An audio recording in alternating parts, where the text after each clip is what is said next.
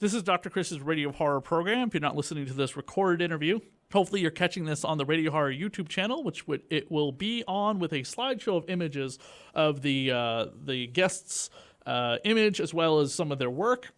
So go to Radio Horror YouTube, check out all the interviews that we played over the last several years, and you will find those links there. If you want to listen to the whole show, go to Radio Free America, where you can hear it with the music that we played before and after this interview. Tonight on the show, we have with us the producer, actress, and director, Lisa Ovies, on the show with us to talk about Puppet Killer, a new horror movie that she produced, which looks like the Muppets on meth. That's not wrong. While celebrating Christmas at a cabin in the woods, a group of high school students are stalked by a psychotic killer obsessed with horror movie icons. That would be my baby. That would be your baby. Where did you come up with Puppet Killer? Were you just sick and tired of cutesy puppets and you were just like, you know what? Puppets are pissed off in life. You're not wrong, actually. I was producing and working on a lot of other projects, and I was simultaneously a casting director for a feature film called Suspension, which was actually written by the writer of Puppet Killer, Kevin Mosley. And I was producing a film called Bedbugs, a musical love story. And I love working on other people's projects. I love supporting them, but I just kind of got frustrated one day and wanted to make something that was my own. And quite frankly, I will never understand it. But my brain was like, what would you do if you could do it anything you wanted? And the answer was I would kill people with puppets. That's where we landed. Had you seen the Detective Puppet movie with Melissa McCarthy yet when you came up with this idea? No, so this one was a long time coming. I came up with the concept in 2014. We started shooting in 2015, wrapped in 2016, and then had a shitstorm in post. So it took us a couple years, and that came out while we were in post. And I didn't want to watch it till I had finished editing the film. And it was like one of two things. I was like, oh my God, this is going to be amazing. This is going to totally help this weird subgenre of puppet horror, or it's going to be horrible. And I did not like that film. Felt very bad saying it. I did not get more than, I think, 20 minutes in. Why was that? I mean, what was some of the behind-the-scene drama that you could go into without giving away names to protect the innocent until proven guilty? Or to protect the innocent. We got into a lawsuit, unfortunately. And after we'd finished filming, me and the main investor on the film ended up having to start a lawsuit with certain individuals that was not pleasant. I don't recommend anybody do a lawsuit, even if you're right. It's horrible. And it was great in the end. You know, we got the film back and we were able to do it, but we're a low budget film and it took the entire post-production budget. But because Puppet Killer was shot so well, we have an amazing film community in Vancouver. We do so many of the top movies and TV shows, and we had done such a great job with filming it. I just didn't want to half-ass the ending. I didn't want to do this low budget finish to what was a great film. And so I actually we spent almost a year in the lawsuit. And then once we won the film back, we spent about 2 more years trying to come up with the finishing funds to do it properly. And, you know, obviously working on it when we get more money in and stuff. So it was a journey. It was a learning experience. But I'm really proud that we held out because we got the product we have now. So it was actually worth it, but just a challenge. That's the word I'll use. What's a bigger challenge, being the producer, director, or being the actress taking someone else's orders? Oh, what a great question. Probably the producer, director, just because wearing those 2 hats at the same time for me personally, especially because this was my first feature film and there's so much to learn. I've been a producer director on shorts. I've been producers on features, but putting both those hats on when the budget was what it was, I think really didn't allow me to be the best director I could be. Whereas I've been acting for over 10 years. I own an acting school. Obviously, I can always learn and grow with my acting, but it's something I'm very comfortable with. So yeah, I would definitely say the producer director without question. Especially if you're the actress and your own producer director, then you can hand it off to your co-director for you to be in front of the camera while they're directing you, and it's your own material too, that you don't have to worry about someone else altering. Absolutely. And quite frankly, I I was originally, so I don't know if you know who Gigi Sol Guerrero is. She's an amazing horror director. She works for Blumhouse and did an episode of The Purge, and she was in my film. I was originally, when I was not going to direct it, was going to have her role. And when I realized that I was going to direct it, I actually gave myself a significantly smaller role because I just didn't want to overwhelm myself as a first-time director.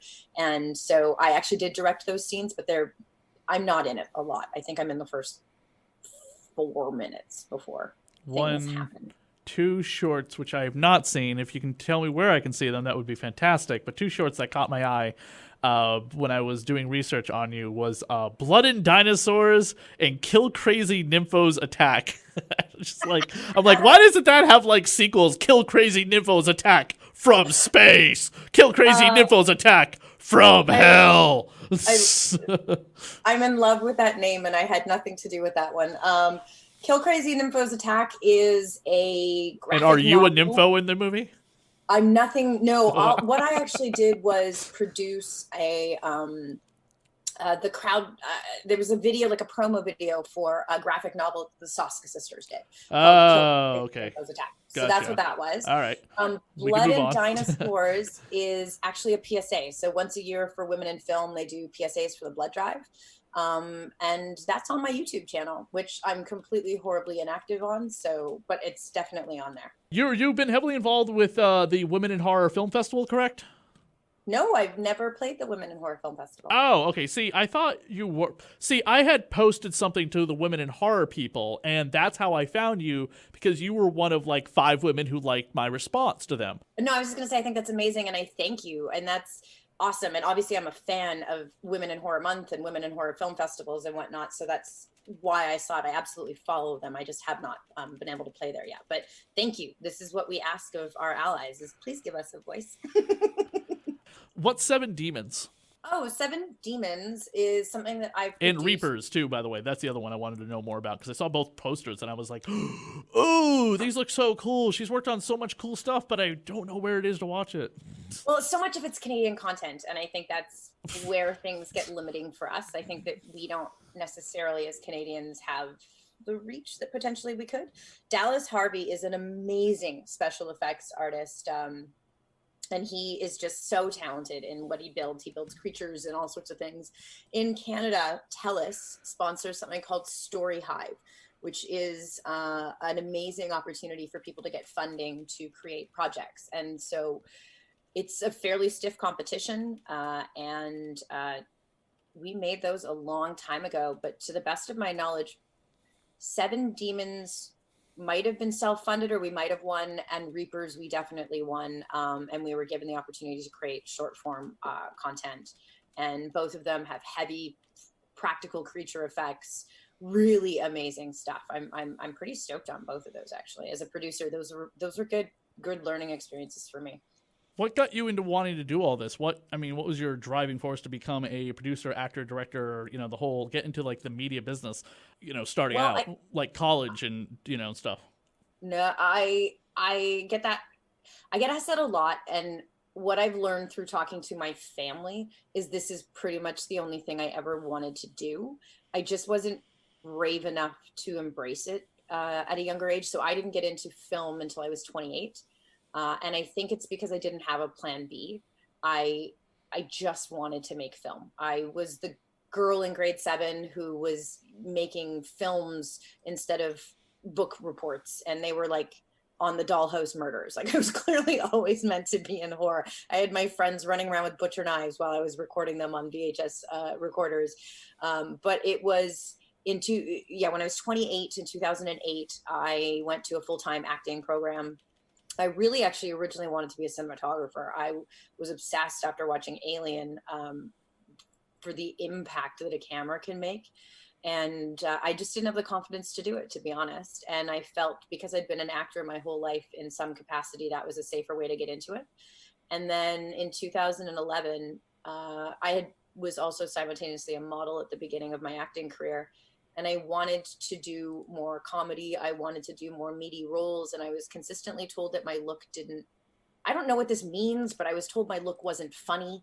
And so I started my own production company in 2011, and I started creating my own content. And I'm obsessed with horror. And so I just started migrating towards creating content for me and creating horror. And then the combination of all of those things was Puppet Killer, where I created, I know everyone cringes at this word, but a comedic horror. I prefer comedic slasher. I think it makes it sound more badass, but it's definitely a genre people don't always embrace, because I think it's been done very unsuccessfully in the past.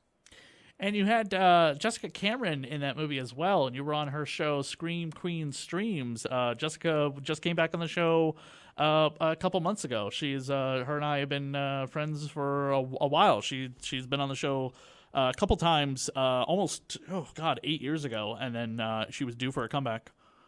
I love Jessica. She's such a good human and such a talented, she's probably one of the most hardworking women and or humans I know in independent horror. And I'm not sure, people know just how talented and dedicated she is. But yeah, we and her have been friends for years. I think I've done about 11 episodes of Scream Queen Stream, and me and Dorf are also incredibly close. Actually, me and Dorf went to Indonesia last year for Christmas together. I've always wanted Fiona Dorf on the show. Ever since I saw her in, I think the first thing I saw her in was probably Curse of Chucky. Oh, no, I'm talking about Heather Dorf. I'm sorry, the co-host. Oh, sorry. That's okay. That's a great movie, too. Yeah. Heather Dorf, the co-host of Scream Queen Stream. Gotcha. What's the puppet in Puppet Killer, by the way? Describe the puppet. It looks like a red cookie monster, but it could also be, again, Elmo on crystal meth. Can you see my video right now? Actually, I'm not on video myself, but now, okay, yeah, I can see you now. Yeah, you're scratching your hair. Okay. You have a Freddy and what looks like Mr. Spock, and a cat just ran behind you. Oh, that's emo Spock. And then you tell me I don't have a cat. So then you have a serious problem. Oh, that's cool. Did you make that yourself? So there's a gentleman named Jack Fox who I call him my puppet daddy. He and I went through about a year of right. I don't. We're on very late, but I don't want to get into any more of that conversation. No, I just mean he helped me birth him. That's okay. We went through. I came up with the concept in 2014, and we went through about a year of. I think that would be accurate. About a year of creating the image of Simon, and he is a puppet obsessed with 1980s horror, and he embodies his love of different iconic killers in old school horror when he does his deeds. And he went through a lot of different versions. He was evil at one point, it's not nice, but looking. And then all of a sudden one day, I can't remember who it is that, I think it was Jack, discovered this pink fabric one day.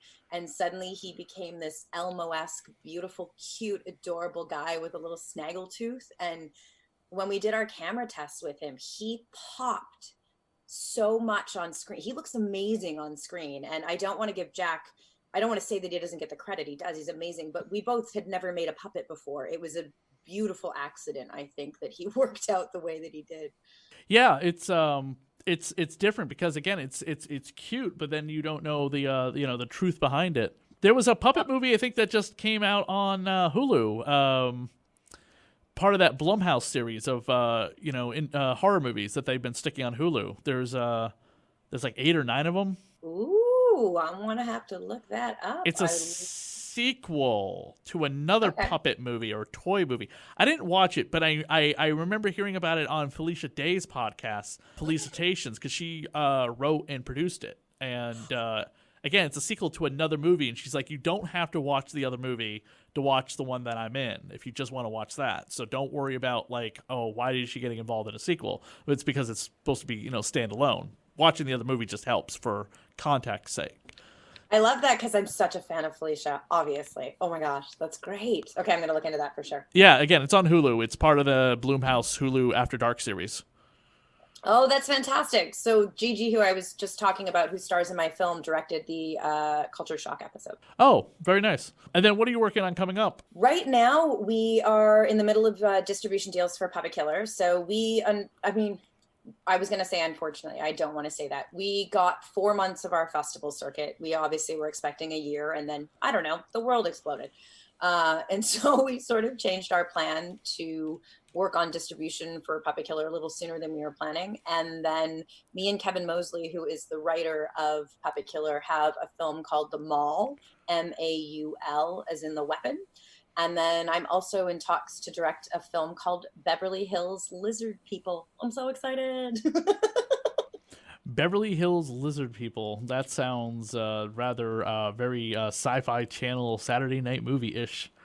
I hope so. We're working on funding right now, and I think with both of them are bigger concept films that involve a lot of people. And so I guess my concern right now with COVID is that's maybe not the scripts that are going to be made at the present time, but it is a very heavy practical effects creature feature. And I love creature features. I'm working with ADI, so Amalgamated Dynamics Incorporated. They're the ones that build the creatures for Predator and Aliens. Tom Woodruff and Alec Gillis own the company, and they have been amazing supporters of my career, and they're on board to build the lizards. So I really hope it happens. I really do. And The Mall is an amazing slasher. Me and Kevin are both obsessed with slasher films. So hopefully those two go. Awesome. Well, thank you so much for taking some time to come on the show to talk a little bit about your most recent adventure, the Puppet Killer, and everything else that you've been working on. Lisa, where can people find you on social media if they want to drop you a line about Puppet Killer? We have a Puppet Killer Facebook page. I have my own personal Facebook page, Lisa Ovies. Puppet Killer Movie on Instagram, Lisa Ovies on Instagram, and the same for me on Twitter. Awesome. Thank you so much again for coming on the show. Thank you. And tonight on the show, we have Michelle Nessk, actor, director, writer, on the show with us to talk a little bit about some of her projects and career in the horror industry as a woman in horror. Thank you for coming on the show with us, Michelle. Thank you for having me. Producer, actress, makeup department, writer, director, editor, art department, cinematography, composer as well, editorial department, basically holding every single title that you could possibly hold in a movie. Yeah. What was the project that got you into the film industry as an artist and as an actress? Were you an actress first and then started working in behind the scenes? When I was a kid, I used to make these videos that would actually go on 4chan, because it's my generation is like the first generation that really grew up on the internet, you know, and so I would make these movies with like my mother's knickknacks. And, you know, they were like stop motion. They were very crummy, but, you know, I had all these opinions based behind it. And then I ended up practicing special effects growing up as well. And that was actually my first time stepping onto a set, other than being an actress, was doing special effects. And it was for a music video that was set in the 1950s. And after that, I steadily found myself doing more and more on the sets, and all these scripts that I had written started going back to when I was very little. I found a way to start creating those and then start writing more. And everything just kind of ballooned from there. And I was already making clothes and jewelry from, you know, scratch. So I ended up getting in wardrobe department and makeup and hair. And then because I wanted to do more than acting, I love acting so much. But, you know, I wanted to establish something beyond appearing in front of a camera. Let's see here. I made a film. It's a film in tandem with the band My Life with the Thrill Kill Cult and Think Peace Productions, and it was to After the Flesh and a couple of other songs that I made videos for. It was really cool because I grew up on My Life with the Thrill Kill Cult, so it was, you know, exceptional getting to work with their music to make the videos on a legitimate level regarding my films. And then System 7, which is a up-and-coming metal band out of the Pacific Northwest. They actually opened, I think, for Rob Zombie. They're pretty amazing. And my film O Unilateralis, our official music video, is actually to the System 7 song Forgive and Forget, which is a rare B-side. And I'm also a musician. I'm in a number of bands. Um, I'm in one band in Ireland and then another one in the UK. And then I have two of my own here in the United States. And we do music videos as well. I know it's a dying art, but I love music videos, and so I share your sentiment completely. What do you play? I'm actually primarily a vocalist.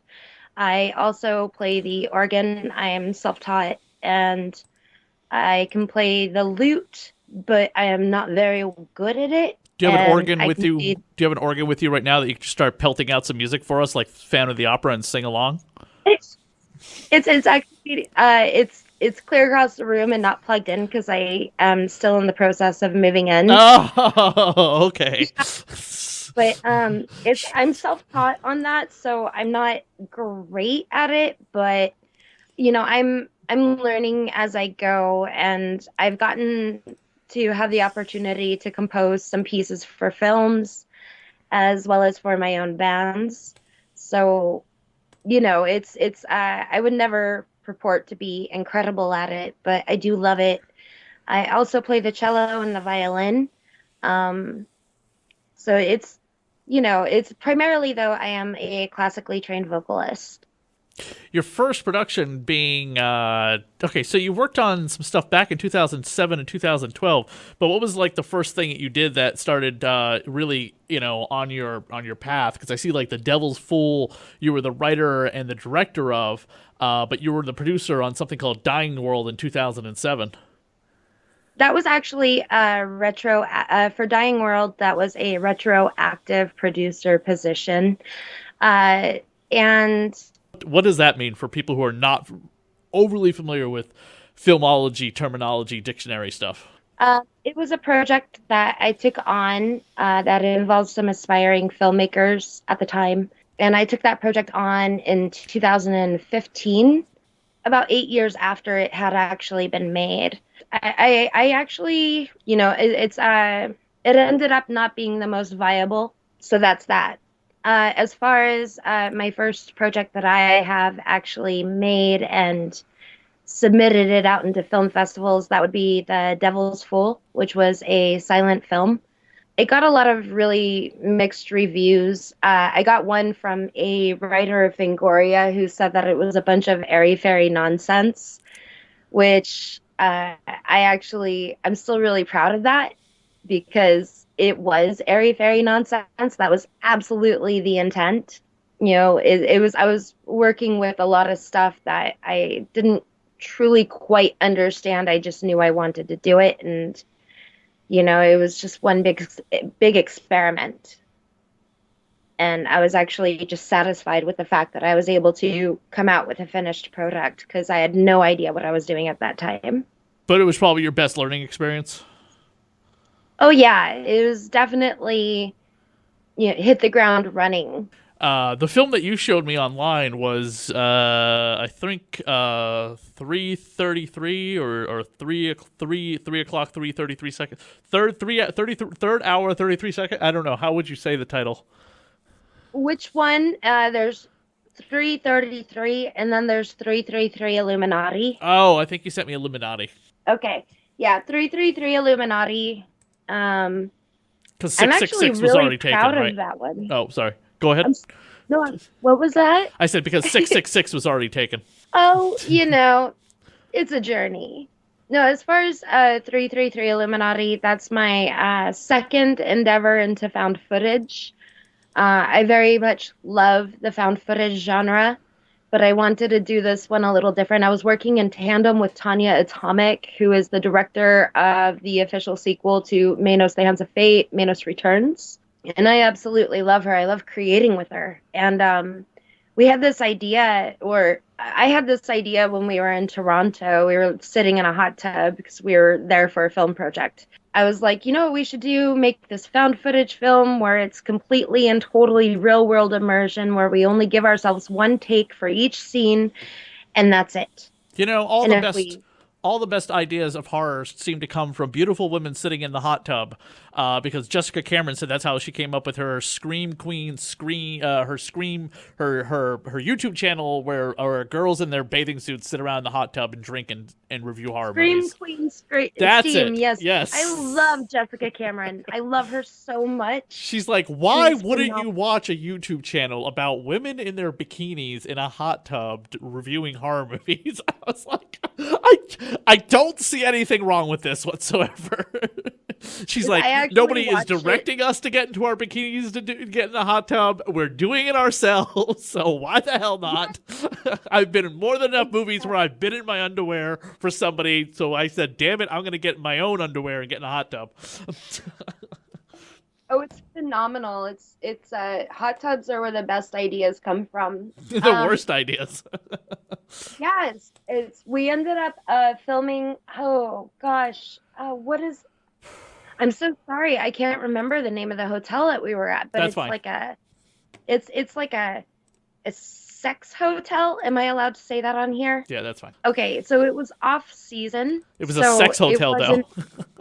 Are you talking about like a hotel you take a hooker to, or are you talking about like a hotel in Intercourse, Pennsylvania? Intercourse, Las Vegas. Oh, okay. But yeah, I'm sure all kinds. So of every hotel in Las Vegas has.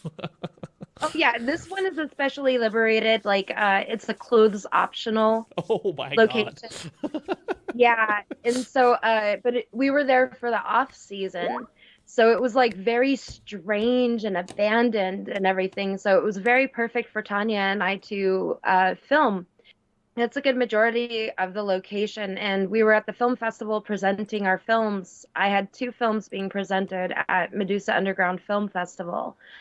And we decided that was like the perfect time to just start the project.